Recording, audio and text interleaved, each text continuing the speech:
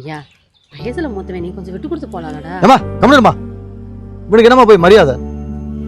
எப்பா அண்ணன் தானடா வயசுல மூத்தவன், நீ கொஞ்சம் விட்டு கொடுத்து போடா. மா இவனுக்குலாம் நான் விட்டு கொடுத்தா ஒண்ணும் இல்லம்மா.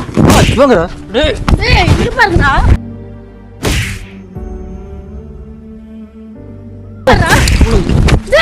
ஐயோ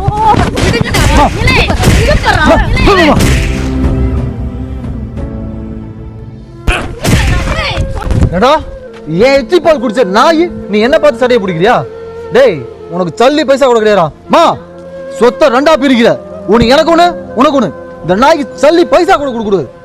போறேன் போய் வைக்கோட வரேன்.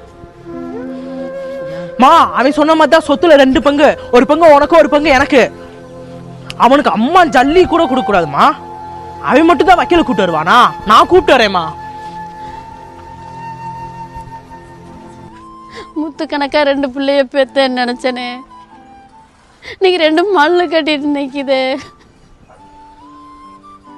ஐயா சொத்த 2 பங்கு போடுறீங்களேடா, பெத்ததாய நினைச்சு பார்க்க மாட்டீங்களேடா.